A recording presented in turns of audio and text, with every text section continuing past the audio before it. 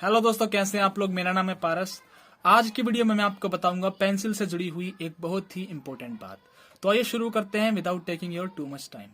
दोस्तों, बचपन से ही हम लोग पेंसिल का इस्तेमाल करते आ रहे हैं।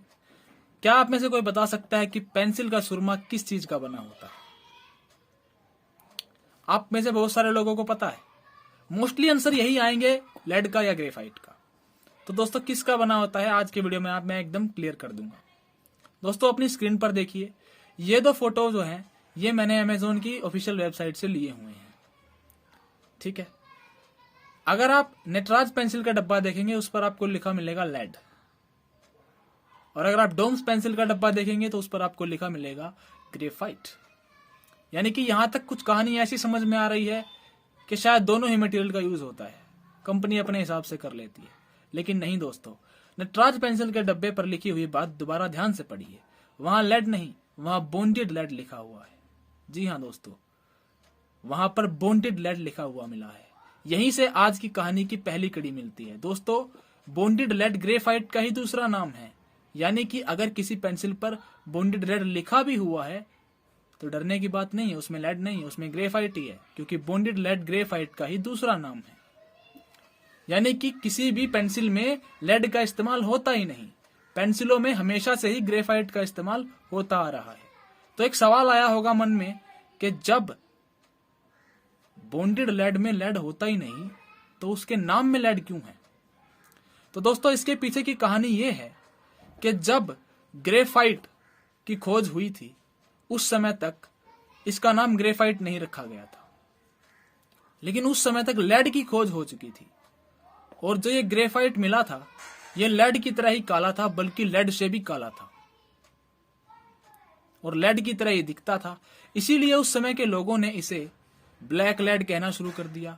बाद में जब इस ब्लैक लेड का ही इस्तेमाल पेंसिल में होने लगा तो इसे पेंसिल लेड कहा जाने लगा।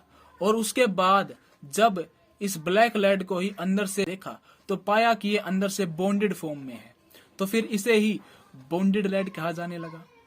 लेकिन लेटर ऑन और डिस्कवरीज हुई और ये पता लगाया गया कि भैया ये जो चीज है ना, जिसे हम ब्लैक लेड, पेंसिल लेड या बॉन्डेड लेड कह रहे हैं, ये लेड है ही नहीं, ये तो कुछ और ही है। लोगों को कंफ्यूजन ना हो इसलिए फिर बाद में साइंटिस्टों को इस मटेरियल को नाम देना पड़ा अलग से, और उस नाम को हम लोग जानते हैं ग्रेफाइट के नाम से। लेकिन उस समय तक पेंसिल की कंपनियां तो बन चुकी थी, जैसे मैंने आपको बताया। तो उस समय से लेकर आज तक बहुत सारी पेंसिल कंपनियां बॉन्डेड लेड का ही नाम यूज कर रही हैं अपने डब्बों पर लिखने में। लेकिन डोम्स जैसी कुछ कंपनियों ने सीधा सीधा ग्रेफाइट लिखना शुरू कर दिया है। तो अब यह सवाल भी आता है कि कुछ ने कर दिया तो क्यों कर दिया, क्या दिक्कत है? दोस्तों, दिक्कत यह है कि पेंसिल को छोटे बच्चे चबाते हैं, बड़ी उम्र तक भी आदमी चबाता है पेंसिल को, और लेड का कंजप्शन करने से हमें कैंसर हो सकता है।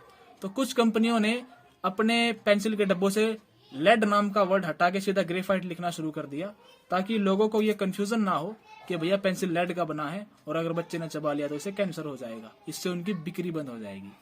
लेकिन कुछ कंपनियां नहीं कर रही हैं, हम क्या कर सकते हैं, वो उनकी पॉलिसी है।